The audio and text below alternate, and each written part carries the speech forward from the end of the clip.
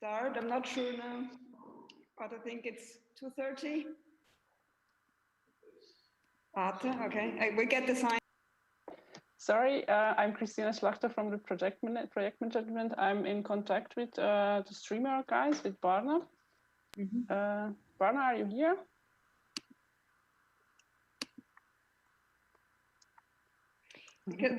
Okay, he is there. And are you ready? Yeah, I think. You can start. Okay, so you're all very welcome to the afternoon session of our live event to celebrate the publication of the book, the Visegrad for the Western Balkans, Framing Regional Identities. And now we're very pleased and delighted to have our authors here with us today in the afternoon, unfortunately online, because we were not able to make you all come to Hungary because of the travel restrictions, but we're very happy and glad to have you here now. And to discuss some of the issues which were raised in the book. And we have decided now to structure this kind of discussion a bit because there are too many people. And we would like to start with the different regions. So we have separated the panel according to the regions, and we decided now to start with the Western Balkan region and then followed by the Visegrad region.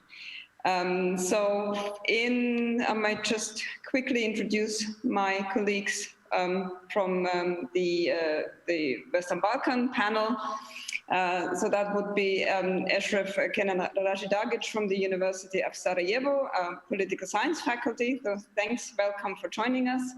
Then we have Jovana Mihalovic Dobrov. So I think you have to correct me then. From in Slovenia, from the academy, I think, in Slovenia. And then thanks for Tamara Trost, and she's as well in Slovenia, at the University of Ljubljana. So I think this is our Western Balkan group, and we decided to, talk about the stigmatization of the term the Western Balkans, because the Western Balkans is a constructed term and is used to describe certain countries in the region. It's going to be interesting as well to see the perspective from Slovenia, because it's not Western Balkans, it never was, kind of, but these kind of interesting aspects of who to include and exclude of certain terminologies. So the question we raised is the Western Balkans a stigmatized region or a regionalized stigma? And I would like to start with Ashraf to discuss that question. I hope you're ready. Otherwise, we just pass it on to another colleague. But if you can just comment or just share your ideas, that would be great. Thanks.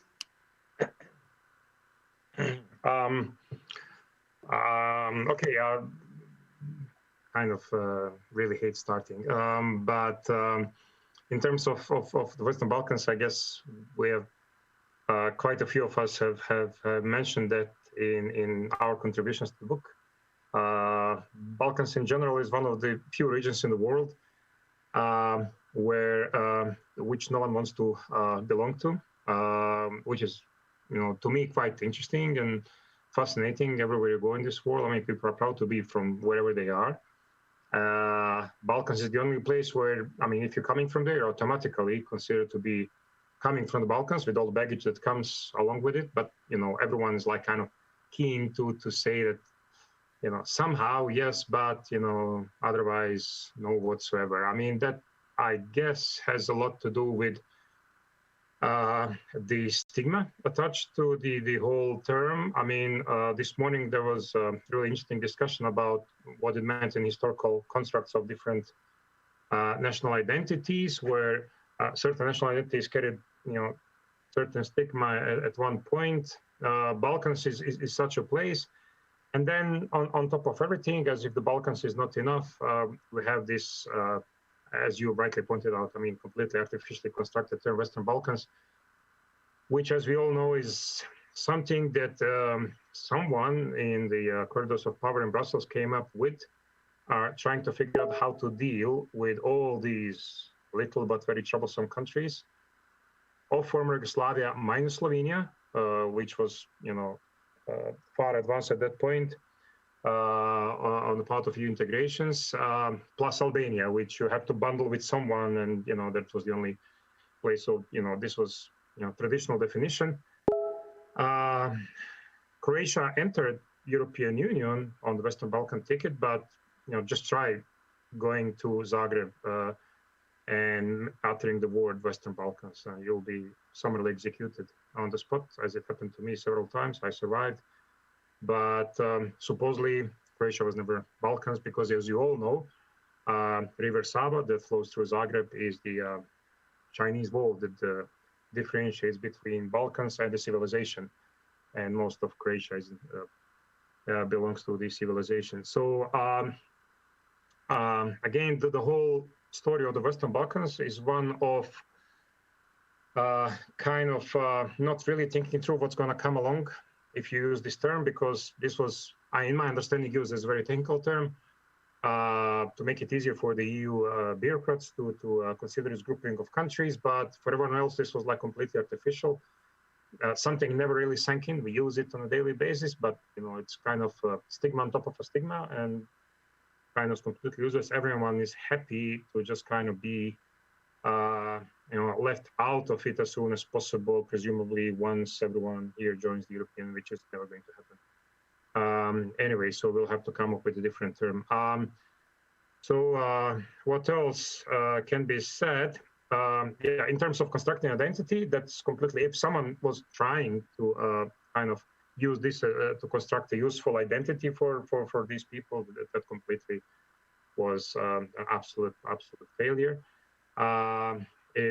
If anything else, it just further complicated issues, because as I said, Balkans is already there with all the stigma. Then you put Western Balkans on top of it, which is an additional thing. And again, one thing, and I'll finish with this introductory remark, is that someone probably never thought through the whole story that Yugoslavia collapsed because of all of these little troublesome countries asserted or reasserted their national identity. So trying to construct something new, so trying to bundle them under whatever common term was there was going to be a failure from the beginning, because no one really wants anything joined except as part of the European Union. And we'll probably mention later that this little Schengen initiative that's right now being considered for the remaining countries of the Western Balkans is the same, or probably similar, carries a similar meaning, because you will see from discussions of the among the political elites in the countries such as Bosnia at the moment, where this narrative is being kind of discussed. This whole story smells like kind of little Yugoslavia being recreated again, or kind of again you are being put aside and we'll have to deal with you later whatsoever. So kind of I'll probably leave it there. I guess it's enough for the introduction from my side, and I'll hand it over back to you, Christina. Yeah, thanks, Ashraf. I think the difficulty of the European Union was, to find a face to put to give the space, or the countries who are not the European members of the European Union, a name. And I mean, this problem, for example, Slovenia was not faced with it because it moved immediately to Central Europe and became Central European country, previously being part of Yugoslavia. So I would like to ask Joanna what she thinks about this kind of the difficulty with the concept, the necessity maybe to term it, to give it a name somehow. But of course, as well, the difficulty when Croatia moved out or became EU member, that it actually title was, the setup was changed as well. Thanks. Thank you. I completely agree with what the colleague from Bosnia has said by saying that the whole concept of Western Balkan was invented for pure practical reason. It's one of the political identities that was never, even at the time when it was imagined, it never had really ambition to really be a regional identity that would be taken up or appropriated by the local population. It was just an easier way to label a group of countries that were somewhere in the process of accession, but not to the EU, but not close enough to be considered like Croatia or as very soon to be member states. So so in that sense, Western Balkans is the Balkans of the Balkans. So all of the negative stigma and stereotypes that were created in the Western modern literature, historiography, popular culture that we all know, that Maria Todorova very nicely described the whole historical genesis of the concept of the Balkans and the stereotypes about the Balkans. I think all of these negative stereotypes about the Balkans just got magnified when and adhered to the even more stigmatizing concept of or the label of Western Balkans. And this is very visible from the position of Slovenia. Tamara and I, who wrote this contribution about textbooks in former Yugoslavia, we are both from Serbia, but immigrants in Slovenia and part of the local academic community. And we are very well aware of this liminality in which Slovenia is positioned and in which post-Yugoslav immigrants in Slovenia are positioned. And this is very relevant for what we are talking about today, precisely about this stigmatization of the whole region of the Balkans. So even before the Slovenian independence, there was ever since early 80s, or we could say that even in pre-Yugoslav times, but this I think would need a more thorough discussion, but definitely from the beginning of the 1980s and the emergence of national Balkans tried to distance themselves and say, no, we are the last European countries, and from our borders, the Balkan region begins. This is still very vivid and visible in everyday politics in Slovenia, especially every time the pro-nationalist government or the pro-nationalist political parties form the government as it is today. So, for instance, the present government in Slovenia is very intentionally associating themselves much rather with Visegrad 4 countries than with Western Balkan countries. And these discourses of Western Balkans are not just used to describe Western Balkan countries, but also are used in discussing migrant route and how to deal with it. Then economic crisis. Then it's also used at the time of COVID. So the countries from the Western Balkans are very often presented in Slovenian media as the countries who do not have control over COVID measures, or nobody really trusts the numbers and so on, even though the same things could be said for Spain or the UK, but they are put in particular cultural framework when it's talked about former Yugoslav countries, for instance. And to refer also to the second part of your question, so stigmatizing region or regionalized stigma. So in the very similar way as Slovenia is distancing itself and projecting stigma onto Western Balkans countries, the same applies also for former Yugoslav countries, and this is very visible in the text that Tamara and I wrote, where you can see how the the dominant national narratives that are reproduced in historical textbooks are using very clear, are using the same mechanisms of othering, stereotyping, and projecting ideas of collective victim, us, and collective perpetrator, them. And in order to argue such collective under such constructions of national identities, very often harsh language is used in historical textbooks, and the whole range of stereotypes get historicized. So very blatant historical parallels are being made in the sense that, you know, they did, for instance, the opposite nation did something to us in the Second World War, and therefore this is something to be expected in the future. And I would leave to Tamara to build more on this mechanism of mutual identity building. Okay, super. Thanks, Joanna. Yes, then I'll pass immediately to Tamara, and very interesting to hear what.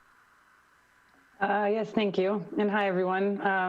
It was great to meet everybody together in Sarajevo and Budapest, and it would be so great to be in person today, but let's try to make this as interesting as we can.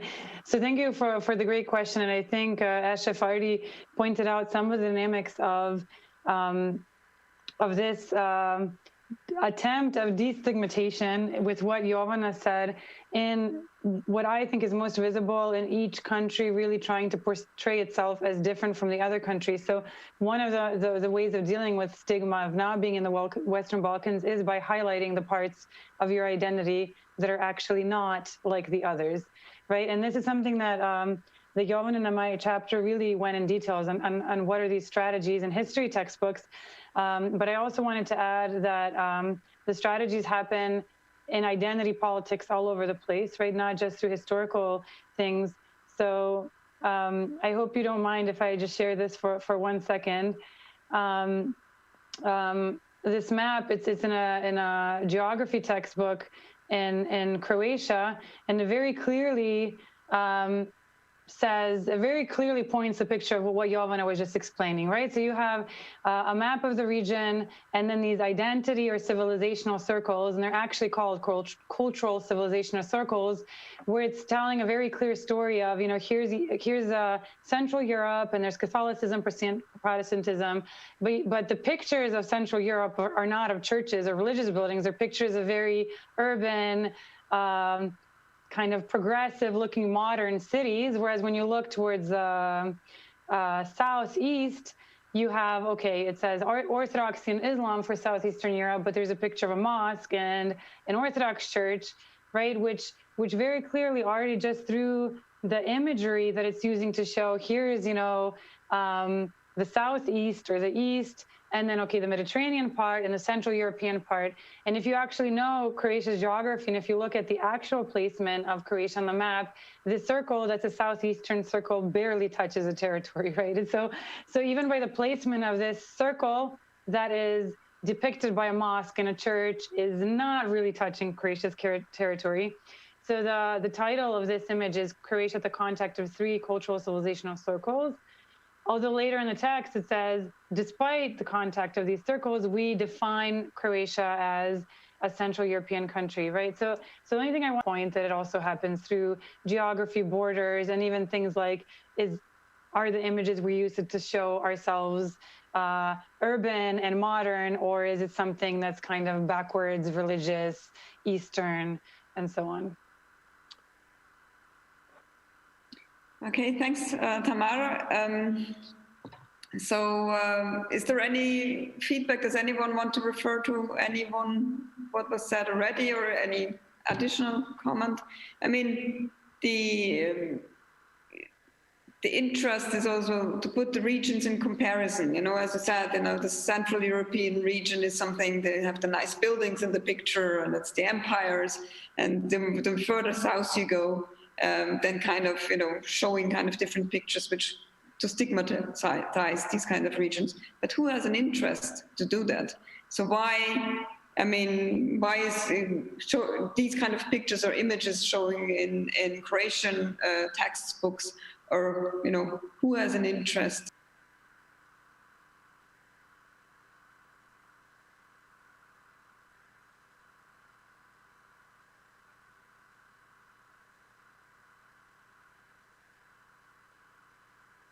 Central Europe is cut off. So Christina, we lost you there at the end. At the end of your... Sorry, Central Europe was cut off for the last minute or something. Because I was asking because Central Europe is kind of more shown in a more positive picture than other areas, and who has an interest on creating these kind of differences in regions? So who is interested to create this image? I mean, we have seen the example now of this Croatian textbooks. So of course, because Croatia wants to position itself into a different region going up north, kind of, not really geographically, but more or less mentally. But what kind of reasons are there in comparison to the other regions to this kind of stigmatization of the Western Balkans? And I mean, the European Union even created this kind of terminology, and I think it was not their idea to stigmatize the region, but what happened with it? Why did it kind of change the meaning? Or I would say, if I may, I would say that, I mean, this was clearly not an intention from the EU. I mean, for me, as Jovana has also mentioned, I mean, this is just purely bureaucratic. I mean, without thinking about the repercussions, as Bosnia, the same story. I mean, reinforced by the fact that they actually live in Bosnia. I remember, one city, the capital city, Zagreb. Zagreb, of course, is Middle European city where they age rules, and has nothing to do with those people in the southeast. And then after the school, they will go to Visegrad because that's basically what people in Tanit eat for kind of lunch break or something. So kind of this was born out of the practice. I mean, it wasn't enforced by someone. Now it's picked up by all these far-right parties in Central Europe. I mean, you hear Orban all the time. I mean,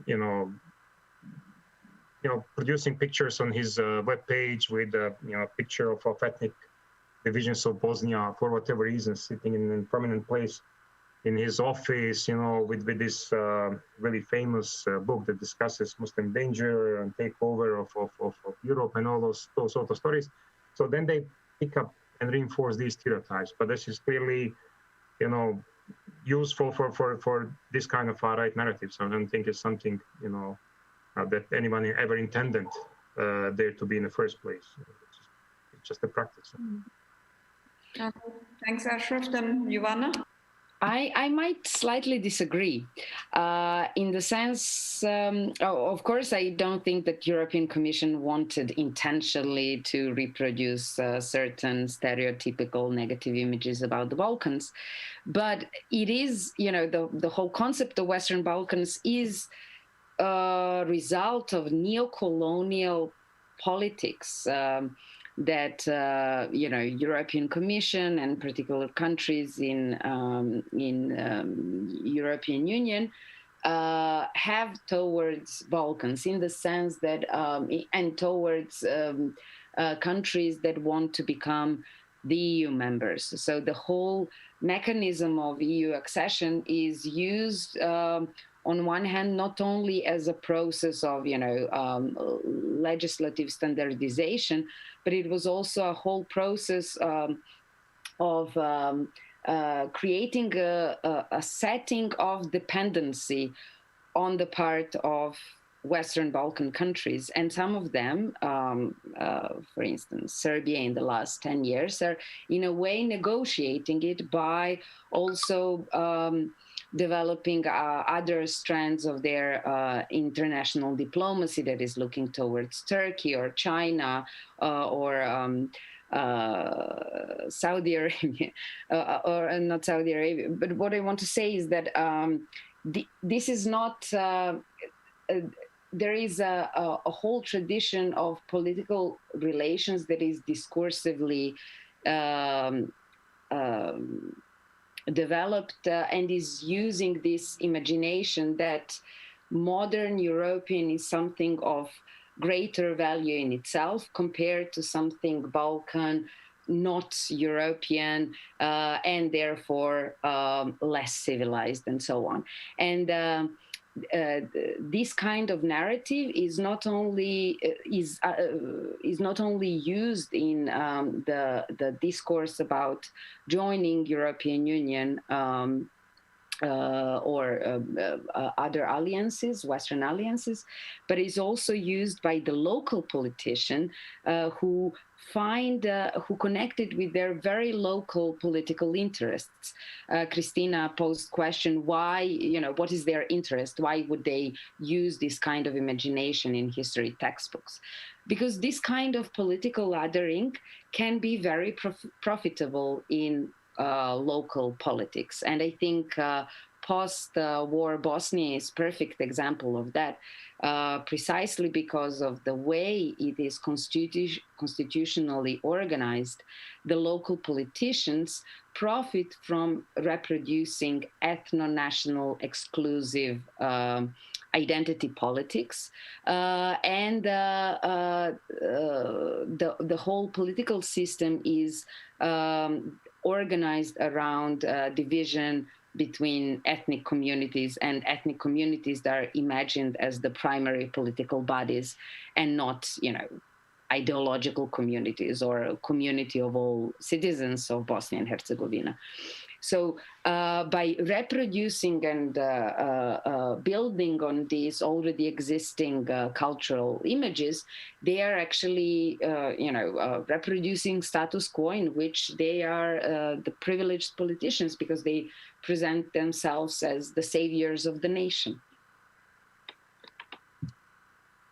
Okay, thanks, Ivana. Tamara, maybe you have some ideas to my question. Whose interest is it to create these negative stereotypes? Or Eshraf wanted to. Just one point. I don't want to discuss. I mean, I agree perfectly with this. But you can argue that this whole neo-colonial approach has been around there since the collapse of communism, and looking at Eastern Europe as the others that we need to bring up to our level and in order to incorporate. And this has only been reinforced in the case of Western Balkans, because supposedly Western Balkans are far below. Yeah, I completely agree with even including Bulgaria and Romania. For some reason. Yes.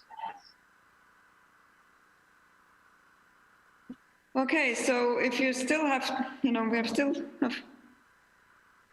Oh, yeah, but Tamara, is there anything you want to add to this round?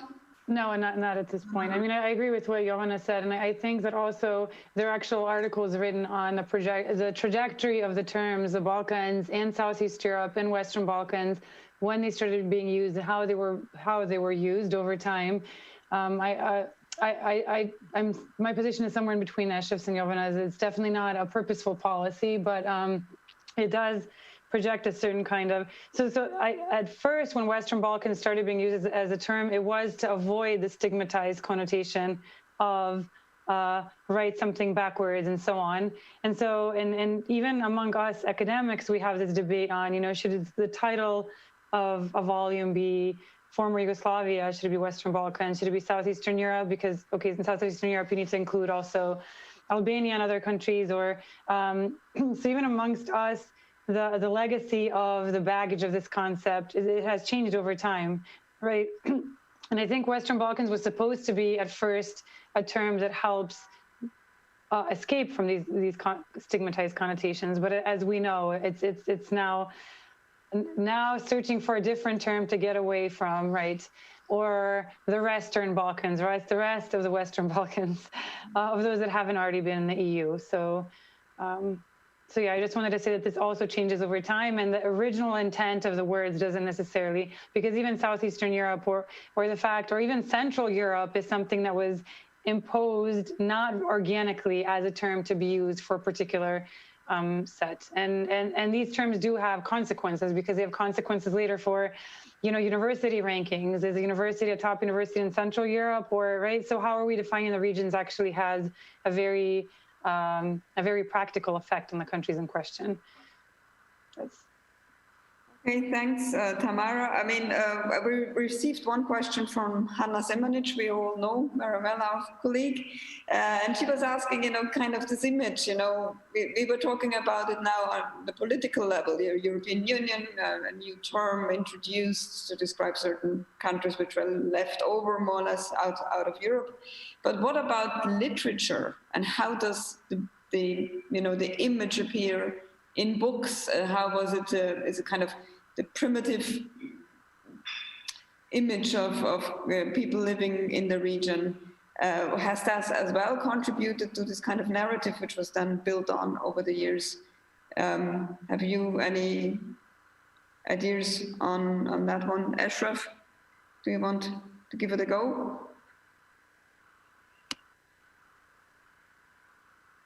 Okay, so maybe Giovanna?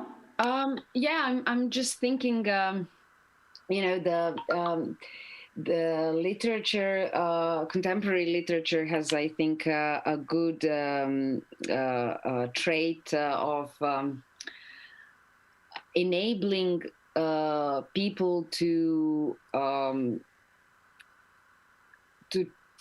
very good, nice description of this ambiguity that people find themselves in, like ordinary people from the Western Balkans, who in many ways are disappointed with the ways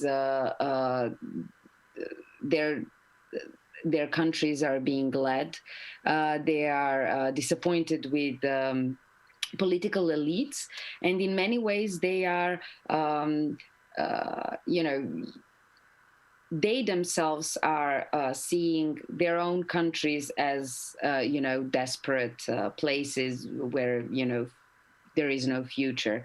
And many people are interiorizing these negative stereotypes that it's part of mentality, or people, that things will never get better because, that there is no even possibility of some kind of political emancipation. But on the other hand, they see themselves that the option of emigrating to a Western country, or adopting, a Western style way of living, working, neoliberal capitalism, working hours, precarious work relations. It is making them aware that certain elements of the old system, socialist system, or certain elements of their mentality are actually good, or should be, kept, and they're losing it once they want to become, emigrant in the Western countries. I'm saying this based, for instance, on the literature written by Rumena Bujarovska, a magnificent Macedonian contemporary writer, Alexander Hemon from Bosnia. There are many contemporary writers who are, I think, nicely showing this both personal and collective ambiguity that people and communities find themselves in. And there is no simple solution, we should call ourselves this way instead of Western Balkans, or that there is no easy way out from a position that the region is in. Okay, thanks, Giovanna. Maybe Tamara, do you have any ideas? Yeah, I didn't realize that my microphone wasn't on when you asked me to say something. I was just going to say that's absolutely huge. I mean, when you start involving literature and the popular image of the people here, so I'm not sure we can really discuss it. I mean, because we'll go at least as far back as Ivo Andrić, and then God, I mean. Yeah, we don't have the time. We have to be here. Okay, but we got, the morning session received a question by a Northern Macedonian colleague from Skopje, and she's asking about the Macedonian and Bulgarian negotiations in Skopje about the personal identity of course, Teil, maybe you know more about the historical person who died 1903.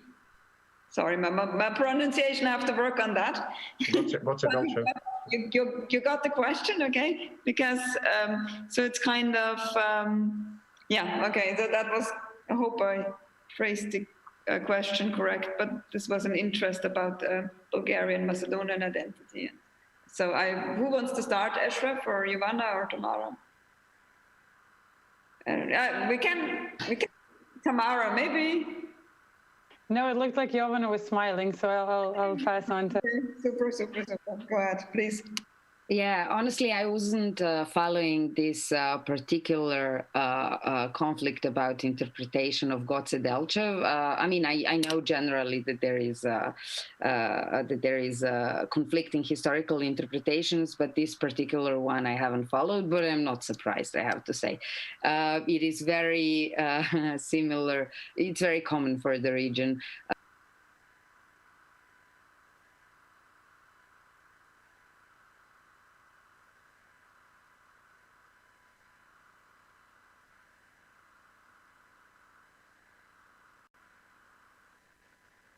Narratives are fighting over historical interpretations and particular, personalities that are useful for different kinds of symbolic uses. What is interesting for me regarding North Macedonia and Bulgaria recently is this issue that I don't think was so politicized at the time when Macedonian accession to the EU was sabotaged or by Greece over the issue of how Macedonia should be named. That was politically solved by North Macedonia by finding that solution. But now Bulgaria is posing is constructing a problem that is basically not a problem in itself, is whether Macedonian is a separate language from Bulgarian or whether it's actually one language with two names. And this is an issue that it has been ongoing since the dissolution of Yugoslavia, when Serbo-Croatian or Croato-Serb language was divided by national entrepreneurs in each of the post-Yugoslav countries. And now you have 4 different linguistic standards, Serbian, Croatian, Bosnian, and Montenegrin. And presumably these are, arguing that these are different languages, while of course linguistically they are the one. And I think it's really, it's really interesting that for instance, Malta is using English language as well, but nobody is questioning whether English, Maltese English is a language or in itself or not compared to the UK English that was one of the official languages while the UK was a member, or whether, Irish English is different from UK English. And I'm sure that linguists know that there are differences and also differences in the standards of writing, but it's basically not a linguist, it's not a problem of translation. It's not a linguistic problem. It's a completely construed political problem. The best example, I think, of this various interpretation of the same historical figure, where in Croatian textbooks, there's a picture of him in World War II. There's a picture of him with text saying how he can for 2 opposite interpretations in Croatia and in Serbia. Okay, thanks, Tamara. Yeah. If I may add, that's one of the, language issue and this whole historical memory. One of the issues that smart people have been saying from the very beginning of the integration of the Western Balkans will be a huge problem, will be a huge obstacle for every additional country, each additional country that tries to join the European Union. And a lot of people are arguing that taking Croatia without, making this whole a regional package would be a huge mistake, which I think was proven right, because Croatia will do everything to achieve their very particular political goals when it comes to Bosnia and Herzegovina in particular, using the instrument of unanimity in deciding the accession of new candidate country to the European Union, and they've been using it ever since they became members of the European Union. We witnessed already several declarations that were pushed through by the Croatian members of the European Parliament, discussing certain particularities that no one really understands outside of the region elsewhere in Europe, but which, according to Croatia, are huge obstacles for the European integration of Bosnia and Herzegovina. And we know that these are basically just the issues that Croatia wants to achieve, because these are the goals that they tried to achieve in the war and they couldn't. Now we're witnessing the same story with, very unfortunate. I was shocked to hear that Bulgaria is actually questioning the very existence of Macedonian language. Where does that come from? I mean, we all know it's all there, pretty much the same. I don't speak either of these languages, but I understand speakers of both pretty much. So I'm not an expert, but where does this come from? I mean, and then what's next?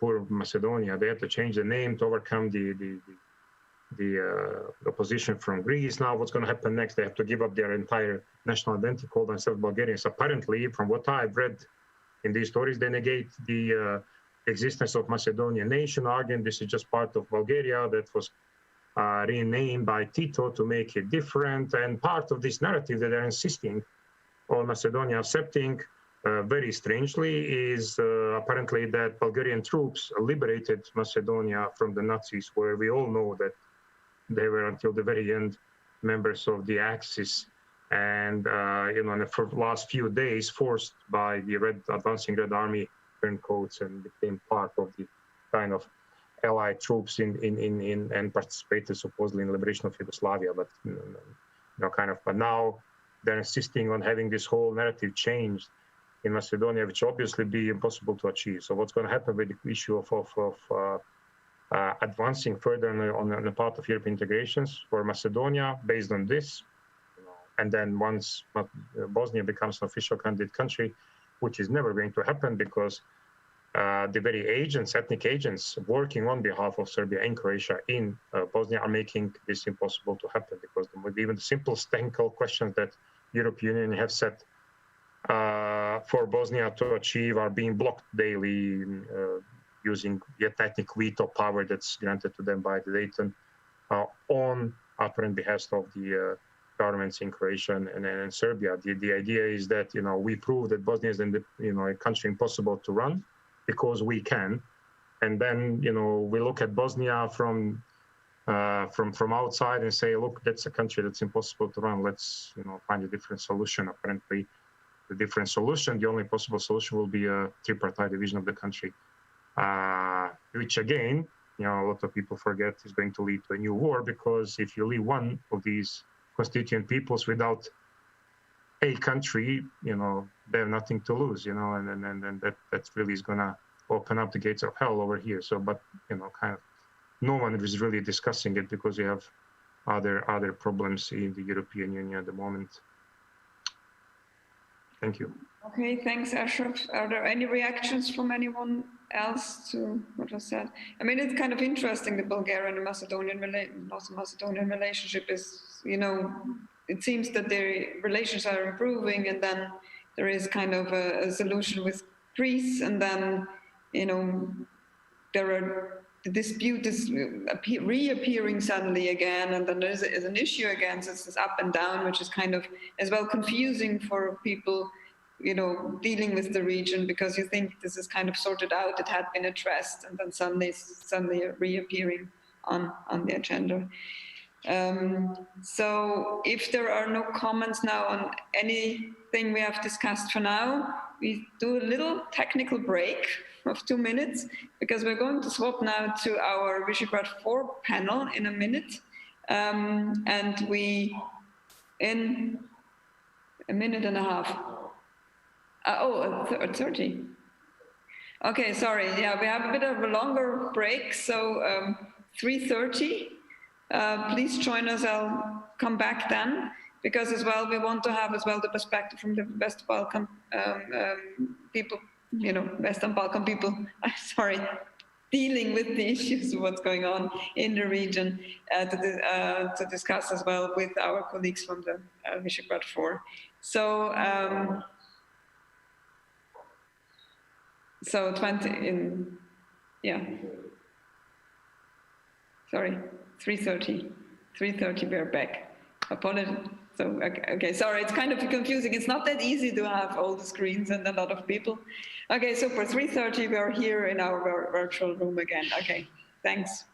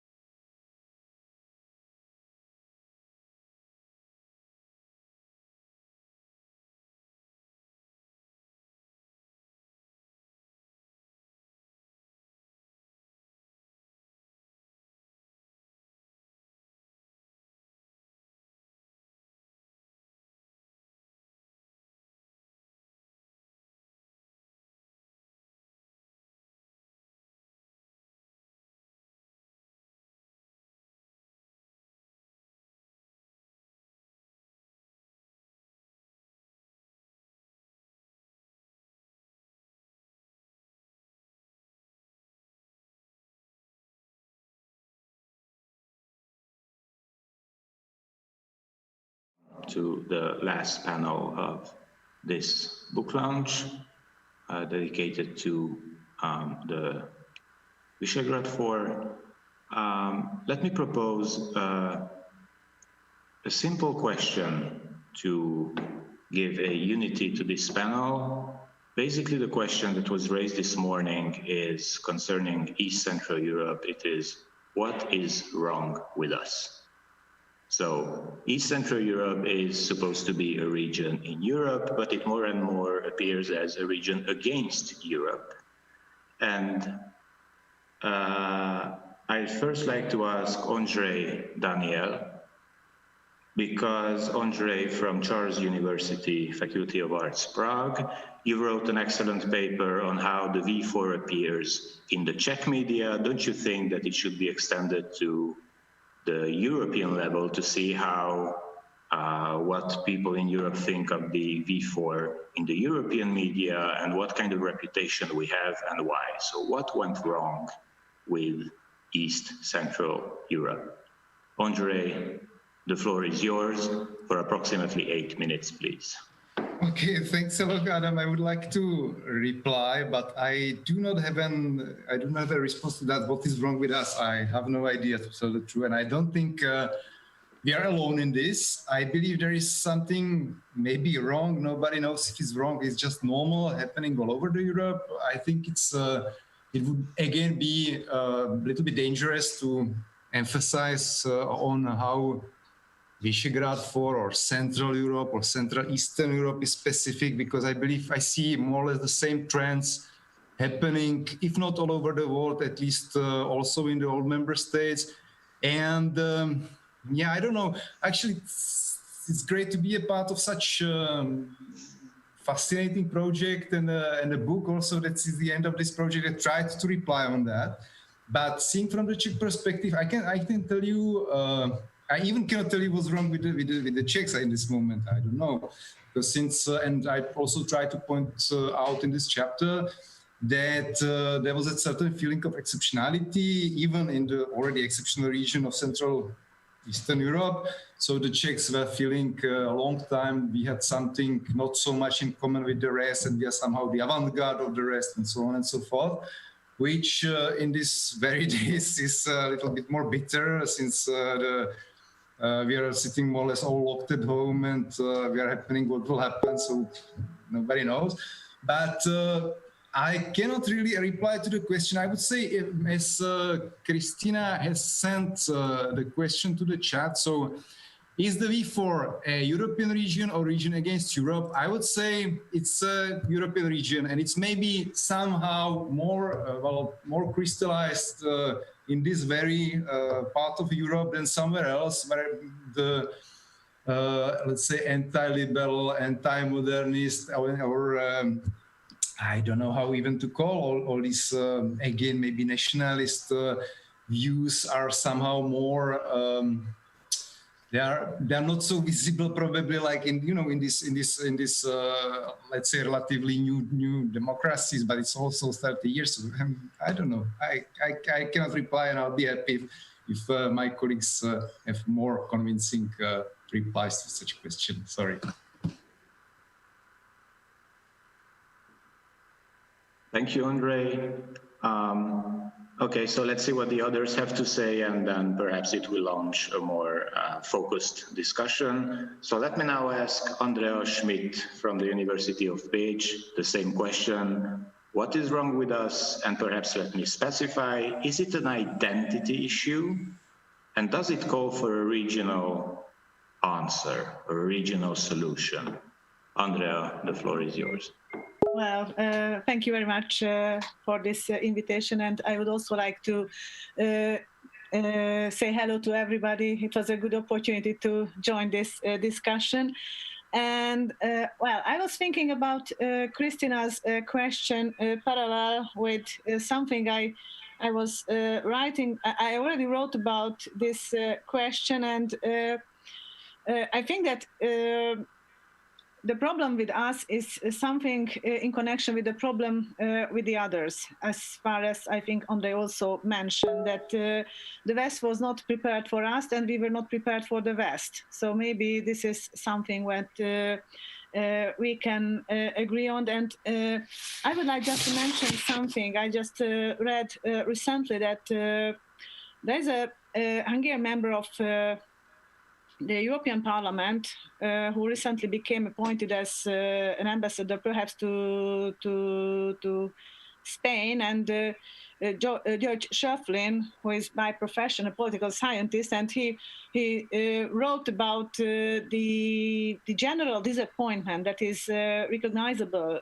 among, I think, not only the member states of the Visegrad cooperation, but rather the member states of the Central European region entirely, that we joined an imagined Europe and an imagined Western Europe, and this European integration was something which was not entirely understood in a proper way from us. And I think that the West also was not really prepared to adopt us. So, and this, according to Schöpflin argumentation, this is the core of this disappointment, the negative experience, the frustration. And on the other hand, what we can observe from the standpoint of the Visegrad countries, at least from maybe from Poland and from Hungary, definitely, that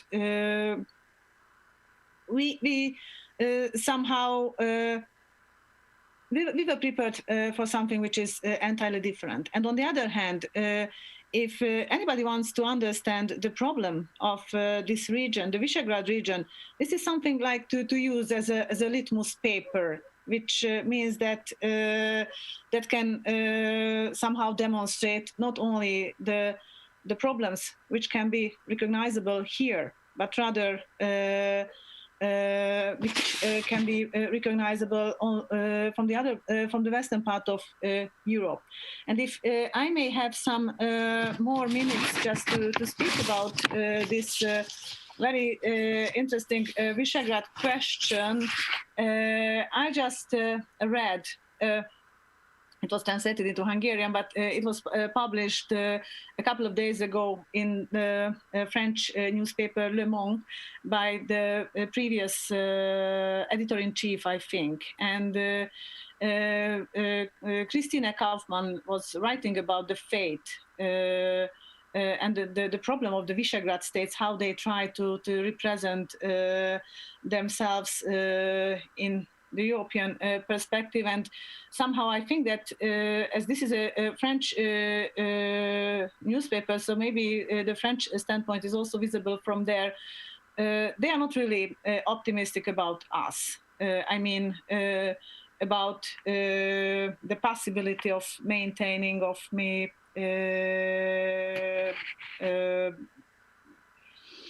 survival or cohesion among us. But I would say that at least if I may say something which is not an entirely serious comment, that based on the fact that the Visegrad countries became the only exception which could get the entrance to Hungary without not so strict limitation to enter the Hungarian border.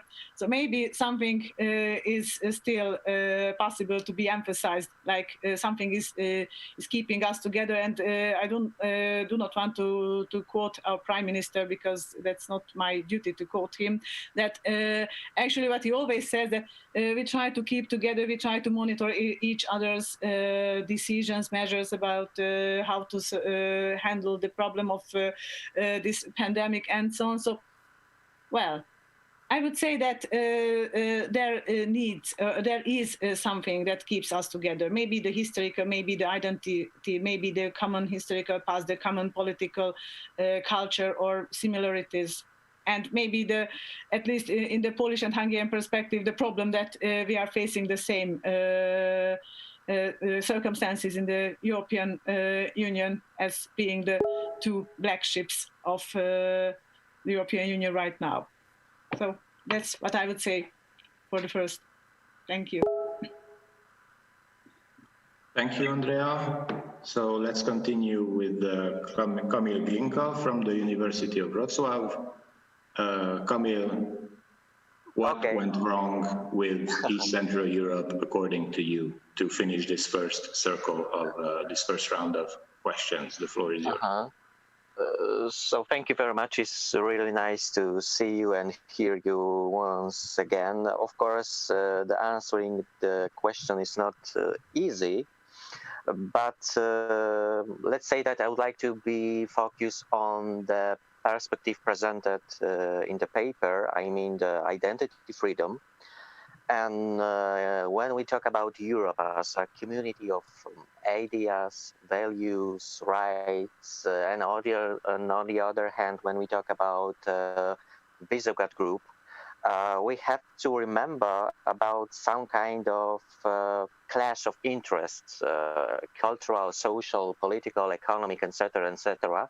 But on the other hand, we should consider some kind of feedback. I mean the flow of ideas from Europe to Poland, Czech Republic, Slovakia and Hungary, and on the other hand from Poland, Czech Republic, Slovakia, Hungary to Europe. So in my opinion, the answer should be that the Visegrad Group is a European region. Of course, we can say that Visegrad Group enriches Europe, and on the other hand, Europe enriches the Poland, Czech Republic, Slovakia, and Hungary. What is more, we should remember that the Visegrad countries is this kind of region that has got a specific core based on specific goals, specific values, specific ideas. Of course, there is still much work to do before Visegrad Group, Visegrad countries, especially while taking into account the field of highest European standards of identity freedom. But some of the Visegrad Group countries, Visegrad Group members has already reached the quite impressive level. The great case is the Czech Republic, for example. So summarizing, I would like to define this region, I mean the Visegrad Group, as a region in, let's say, statu nascendi, which is creating its own identity and what is strictly connected, its own identity freedom. In the context of the standards of the whole Europe, I mean the European Union, for sure.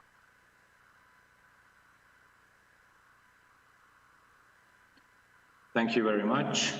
So indeed, the West was not prepared for us, said Andrea, and we were not prepared for the West. Perhaps we didn't think through that integration was a two-way process. So this is why this failure seems to go in two directions. However, to focus on the question, but then what happened? What did we do between the fall of the Berlin Wall and 2004? The enlargement, if not thinking through, if not getting ready for Europe and Europe not getting ready for us. Now, let me precise the question then with what's wrong with us. What do the V4 represent in Europe nowadays? So if you look at, if you all read the Western press, you know that V4 has become the synonym not of just another region in Europe, but of something sabotaging Europe.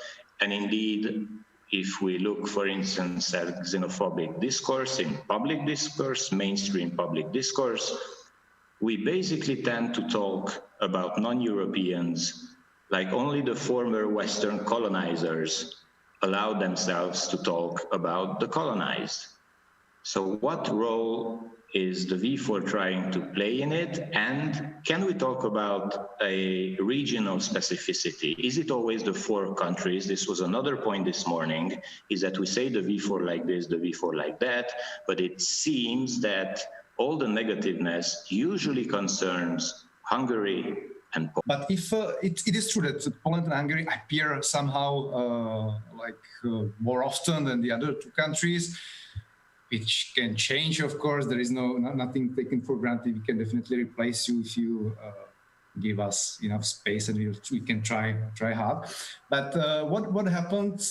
What I was thinking again about your question, Adam. Like what happened since the 2004 is that since 2004, 2005, 2006, 2000 maybe 7, nothing much happened. But 2008 we experienced basically the crisis. Yeah, the one after the subprime crisis, and there was suddenly after, I don't know, 3 or 4 years of relative euphoria, of a relative economic boom, there was basically a narrative of crisis that started to be taken in a kind of nationalist perspective, because I'm not really sure how does it work how does it translate to Hungary, but I know a little bit more about Poland, Slovakia, that actually the crisis was considered as imported in these 3 countries. And it was not something because the economies did so well, and it was basically also given to the access to the EU. It was so much promising, but somehow this big expectations started to collide with a certain economic and social realities. But that maybe it also was kind of a psychological reaction to all these images in the Western media from the US, from Greece, from the southern countries, that we don't want to become like them. Yeah, and somehow the, let's say, Euro skeptical visions started to prevail. And again, they come back maybe even a little bit after the crisis, and not so much let's say, synergically to the crisis. In another crisis in 2015, with these migration issues, and God knows how they come now in 2020 with another crisis. But it seems that it is also something which is not so much tackled on the European level, and that old nation states come again, and they usually are the ones who present the best locking of the frontiers and of the measures. Probably they can also succeed on the national level, but nevertheless the presence of the nation state in the media is somehow bigger. And I'm not really sure if I tackle the question of Adam, how these big, let's say, ideas also were, or they can relate to the question of Europe, of how Europe sees the V4. But I would take it from the V4, let's say, point of view. So there is constant dissatisfaction with what Europe presents, I would say. And it is in these several steps I've tried to mention. So it's coming. I don't know if it's like justifiable, but it's what I feel. Thanks. Thank you very much. Now, the interesting thing is that we are talking about a series of crises coming one after the other. But what is not clear is what role or accession to the EU plays in this story. So you are perfectly right to highlight the moments, the periods of crisis, but where is European integration and the enlargement in this whole plot? Now, in Hungary, the sad thing is that things went wrong in terms of freedom and democracy a couple of years after accessing the EU. So that was 2004, and things turned bad around 2005, 2006. So what role does it play, if it plays a role at all? And couldn't it be that we focused in the region in the first 15 years after the end of the Cold War on joining the EU, and do not really understand what it means to be in the EU? So we understood and went for the enlargement process. But now when it comes to the next chapter, which is about deepening and cohesion, now that we are in Europe, it seems that we have stopped trying to be European. So how come that this happened just a few years after at last joining the EU? Andrea. well, I think that there is something we definitely have to understand, that as I tried to emphasize, that we expected something else. So as far as I know from those results, when people in Hungary were asked about their values, one of them was which really made people disappointed. And on the other hand, please do not forget about the consequences of the financial or the economic crisis and the financial crisis Hungarians had to face, because this mortgage, this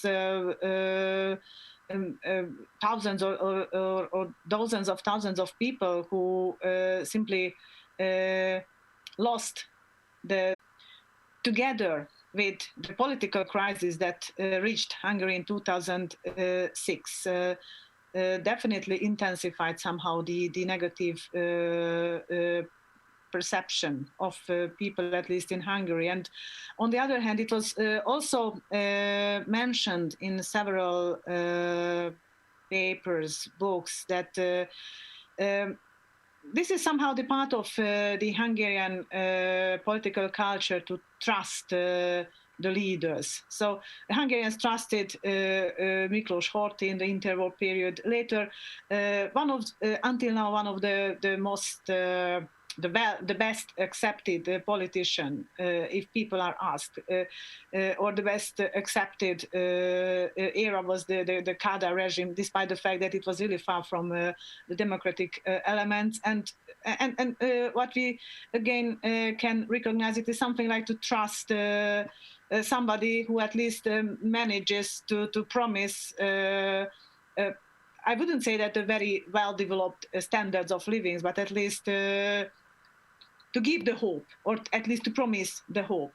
And if I may say that based on this different data, when the Hungarians were asked about their value preferences, in many times economic conditions were put in better position than accepting democratic values. And I think that this is something which that we nowadays can again recognize. Just 1 week ago, we had a election in one of the least developed part of Hungary, and it is a typical element of a political campaign, which is simply very hard to imagine from the western part of Europe, that just distributing 10 kilos of potatoes in order to be sure whom to vote. I wouldn't say that it is a very democratic and a very developed, tendency or attitude to make democratic values more attractive in front of the potential voters or citizens. And as it was mentioned as a funny element, like in 2018 or 2014, it is still a very good opportunity. And the other issue is actually just to promise people that you have the chance to work. You don't have to do anything, just trust us, because we can guarantee your ability to work. So I would say that in Hungary, we have to face entirely different problems, which is really hard to understand if you are checking these questions from the core of Europe. So that is something that maybe we and maybe the western part of European continent also have to understand, or at least accept. Thank you very much. So basically, it seems to be a vicious circle.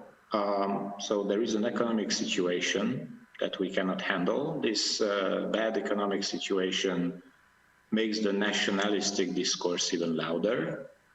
Now, it is not we are not doomed to this, so it could be something else, stemming from a bad economic situation, not necessarily this kind of nationalism.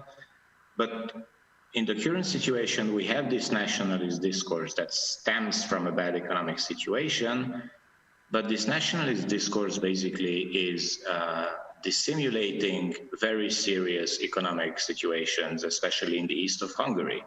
So Hungary has been in the European Union for 16 years, and there are parts of the country that cannot even be grasped in terms of European integration. It's development problems. So it's the same level as some parts of the global south. So it's really like calling for humanitarian aid.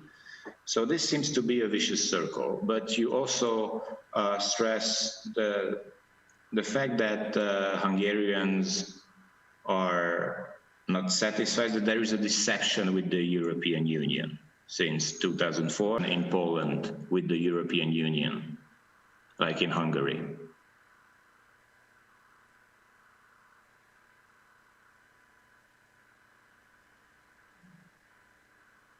Do you hear me? Yeah. Now I can hear you. So, okay, thank you very much for the question. It's hard to answer these questions in one way, but I totally agree, of course, with Andre and Andrea. And of course, I'm not a specialist in media communication, but in my opinion, we should remember that Visegrad Group is trying to reach the position of some kind of independent actor in the European Union, especially while taking into account activities of Hungary and the Republic of Poland. And this kind of activities produce the clash of interest, to what is obvious.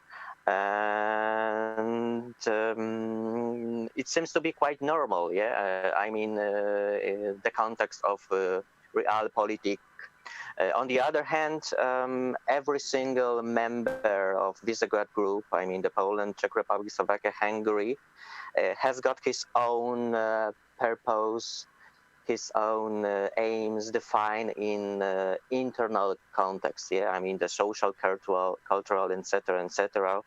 And in my opinion, these two factors, the first connected with activities conducted in international level, and secondly the internal level, are the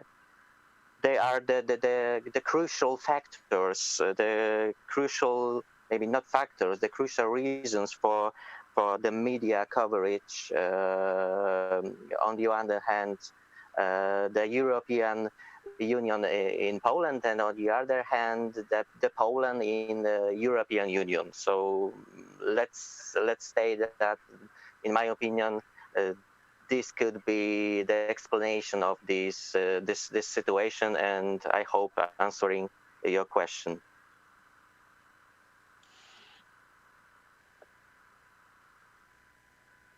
Yes, you do. And so now let's try to see how the V4 and the Western Balkans relate. There was an idea this morning that the V4, with its very bad example, is blocking the integration of the Western Balkans, because whatever leading V4 political actors' standpoint is on the topic, basically Western Europe doesn't really want to repeat the 2004 failure and have more new members who do everything until they get in and then lay back. And we also see, that was an issue in the previous panel, how when Balkan countries that are already in the EU are behaving with others that are still outside. So that's the case of Bulgaria with Macedonia. So how can the example of the V4 help the Western Balkans in terms of regional cooperation, in a positive or a negative sense? Or are we doomed to this, like showing just a bad example, that this is what happens when you try to integrate many new countries, it doesn't work? So what can the Western Balkans, a very heterogeneous region, much more than the V4, what can they learn from the V4? Andre.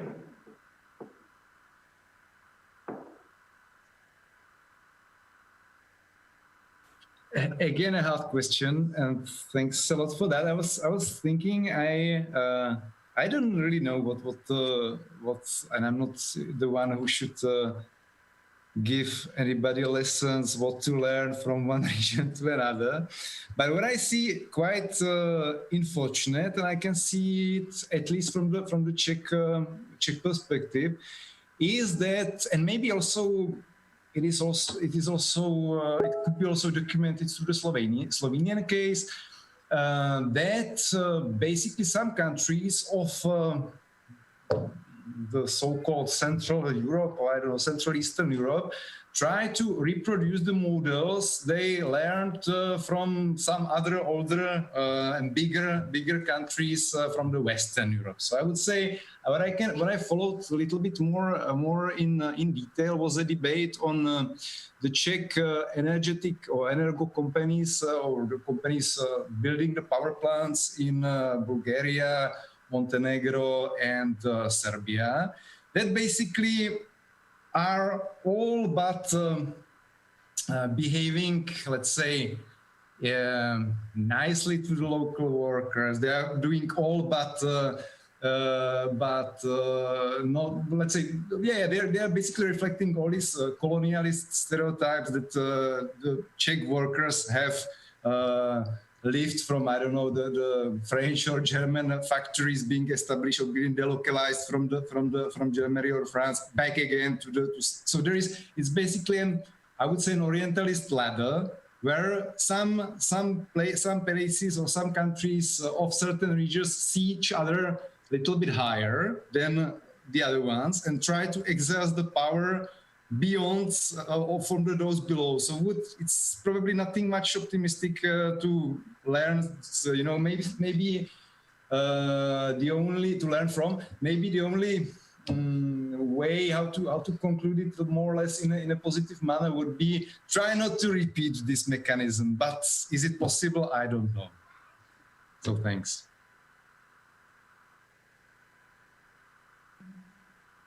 Thank you very much. Yes, we might have some interaction with the Western Balkans. There's a question from Giovanna. Perhaps, Giovanna, please.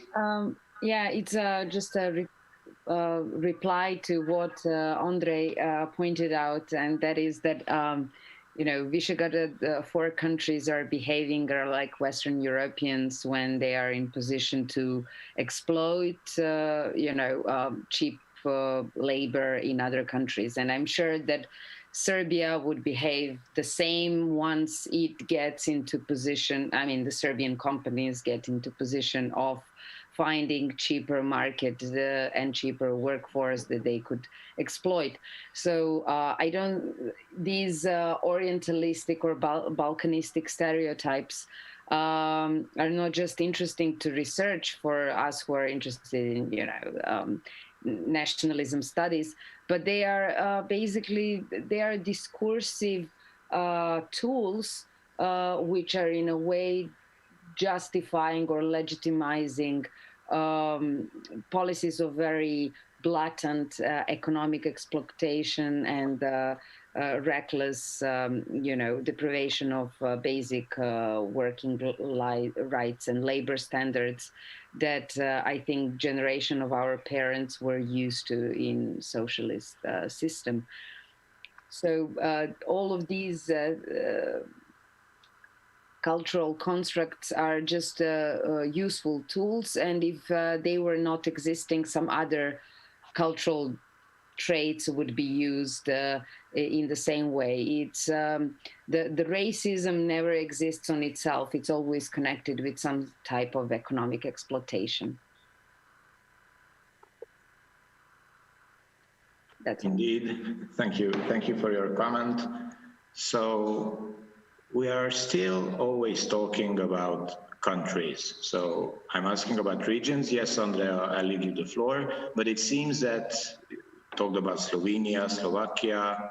It's never about the region. It's really every man for himself, and it's on the national level. But I leave the floor to Andrea, who wishes to react. Please.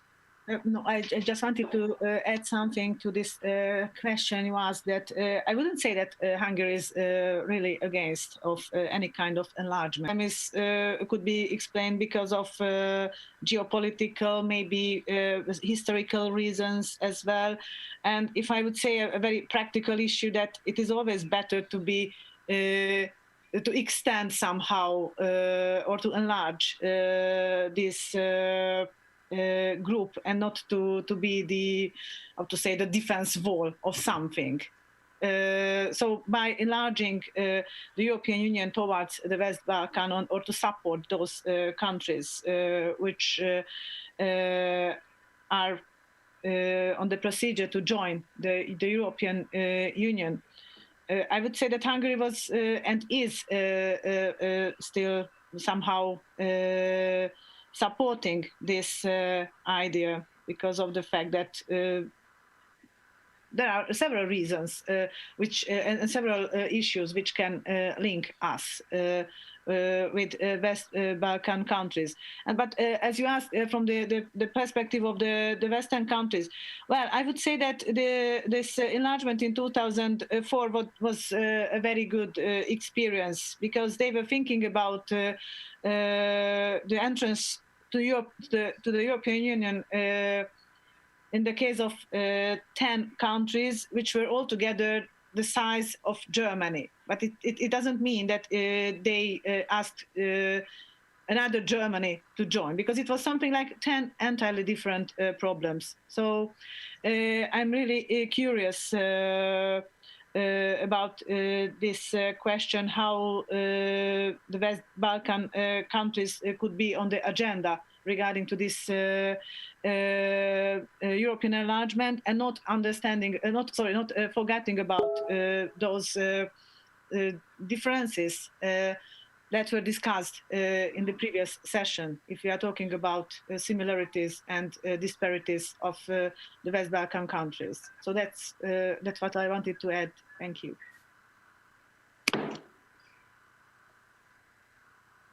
Thank you very much. So, Camille, perhaps a comment on relations with the Western Balkans. And by the way, what are the V4 interests in the Western Balkans? So how to connect these two regions? We are right next to each other. There are many bridges to build, but it seems to be sometimes like two different planets. So how to help each other, how to move forward. Now getting to the end of the panel. So what are the future perspectives based on this not too bright situation that we have been describing since this morning, basically? Camille? Adam, thank you very much for the questions. It seems to be very important. From the typical Polish perspective, I would like to say that the Polish government as well as Polish society really support the European aspiration of Western Balkans. What is more,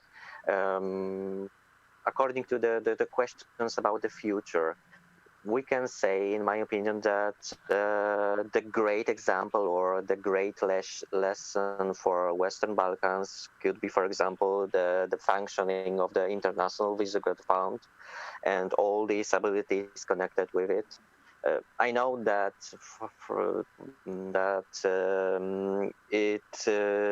probably it would be hard to cooperate in the same way as we do it in the field of International Visegrad Fund. I mean, conducting many projects, etc., from many reasons. Firstly, financial. Secondly, political. Thirdly, social, etc., But in some way, this mode of cooperation, this example of cooperation, in my opinion, could be effective for Western Balkans, and this kind of solution can be defined as a light point in the future of European integration of the members of the Western Balkans. So maybe this is the direct of thinking about the future. Thank you very much. So this kind of cooperation, yeah, this kind of international and transnational, because it's very important element. Thank you very much. The problem precisely is that it's always just international, so that other ways of cooperation, like in smaller circles or larger circles, it's always about nations. It's always about successful countries. We saw this morning how Slovakia has now taken another way, away from the V4. So it's always about nations. And another point, just for the final note that we talked about this morning, is that when we talk about Central Europe, it was about Central Europe, but also concerns the Western Balkans. We are always painting an extremely dark picture. We're criticizing. There is never a single positive note. So what I propose to do right now is to give you the occasion to say something positive about future perspectives. Let's put a sun in the gray sky to finish this panel and to keep on hoping in these hard times. So who wants to start to be optimistic? And now really, please say something.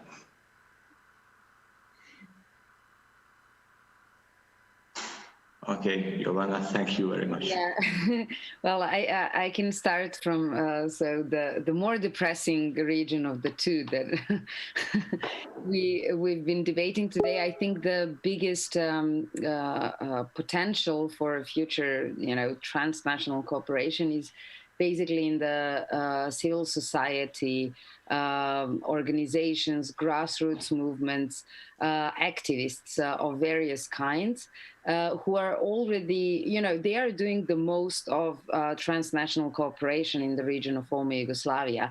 For many people, Yugoslavia never fell apart, and it's not a matter of, nostalgia or ideological orientation, but it's a really matter of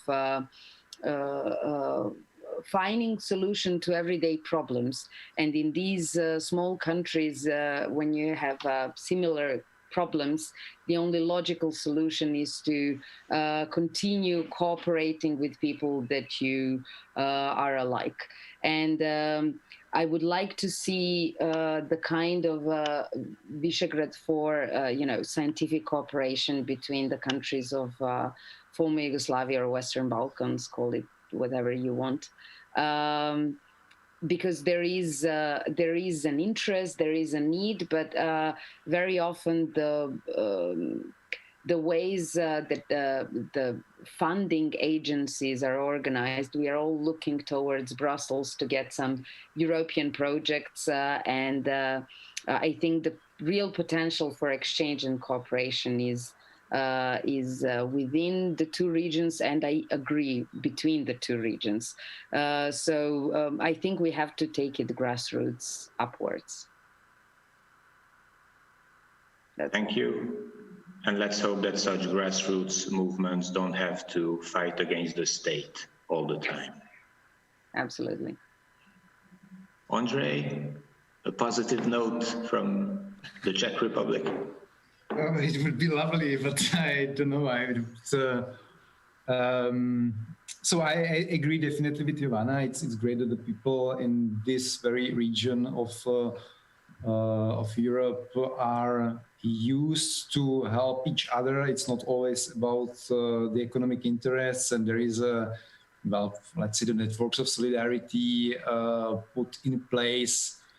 They are basically working. I think it's fair enough. There is, as you were saying, Jovana, it's more depressive part of Europe, the southeastern Europe. I'm not sure. I think the Central Eastern is we have less sunlight and not so good cuisine, and the people are not smiling so much. So I'm not really sure I can make a battle with that, but.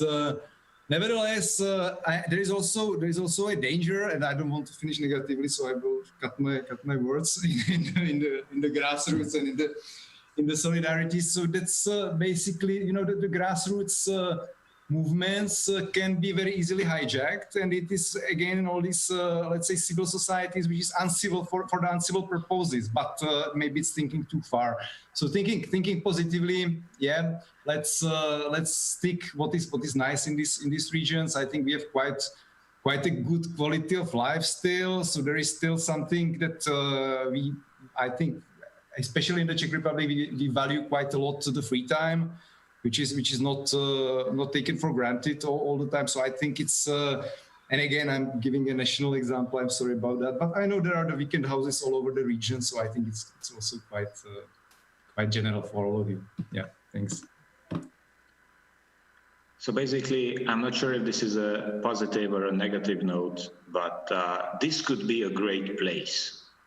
When you travel across whether East Central Europe or Western Balkans, it's a bit frustrating to see how great these places could be, basically. Andrea, some sunlight? Some sunlight, yes, maybe.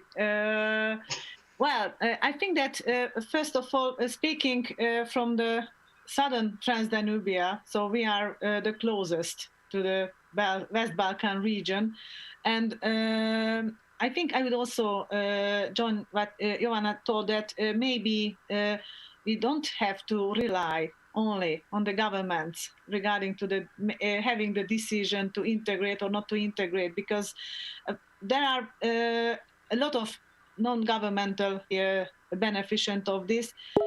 And well, if I may add something, so from my town, from Pécs, I know that from the historical past, I would say we had much stronger ties with those countries which are nowadays considered as the parts of West Balkan.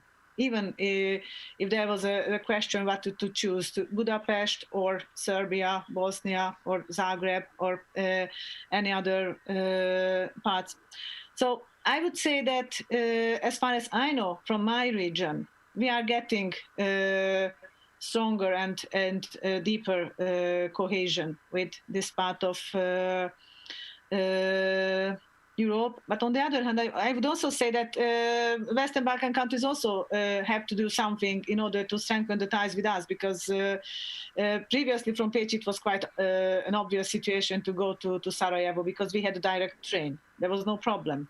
And not just direct train, but we had very strong connections with the university in Tuzla, in Sarajevo. So I think that there are two partners who have to do something in order to deepen this cohesion. And on the other hand, there is also something that Andrei also emphasized, that let's turn from Brussels to the closer neighborhood and to discover those hidden treasure which we can discover, of course. So I wouldn't say that I'm so pessimistic about this, but that requires efforts from both partners, I think.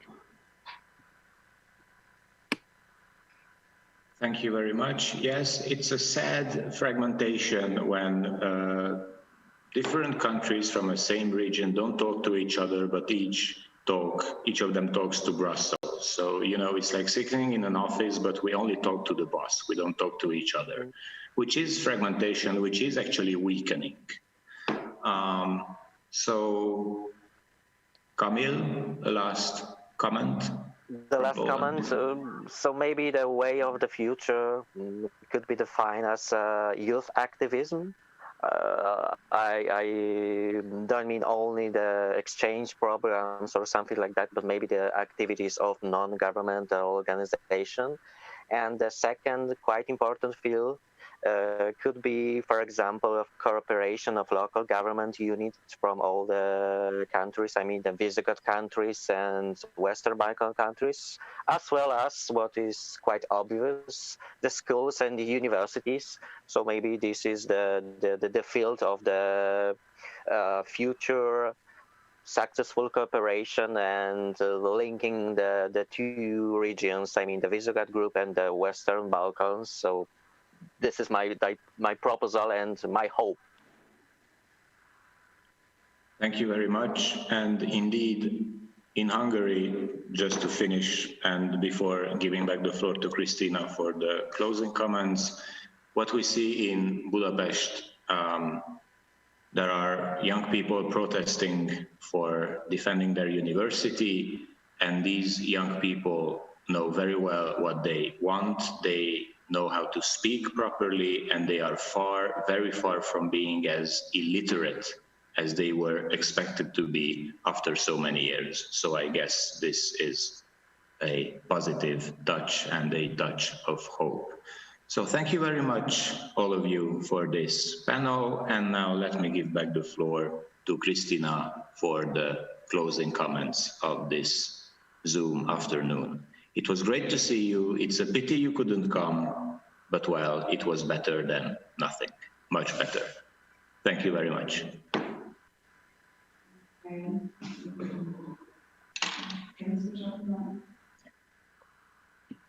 Okay, sorry, I'm back again. I just switched off my camera, so it's easier to follow the conversation. So, yes, so again, I want to emphasize that it's kind of unfortunate that we had to meet in this forum, because we were actually, you know, thinking of already having the great party in Budapest and a nice dinner. But times are difficult now, even within regions. National borders are closed, and you know, it's kind of more difficult. But I want to thank you all for being with us, and just some aspects which we have discussed now in the afternoon I would like to quickly summarize, and I think, you know, we can think about it, because Adam, we were kind of critically asking about what is wrong with the Visegrad 4 countries. And then it was the kind of mentioning of the difficulties of the economic development. You know, if there is an economic crisis, that has an impact on political situations as well. And political decision makers take certain decisions to, you know, overcome this kind of difficulties, and maybe then the whole narrative becomes more national because you look after your country. This is first step, and as well, this economic crisis even hit the Western Balkan countries much harder. So there was kind of these issues, which kind of is going to be used as well to explain the backsliding of democracies in some of the countries in the region. Very interesting as well, this issue of stereotyping an image of the Western Balkans.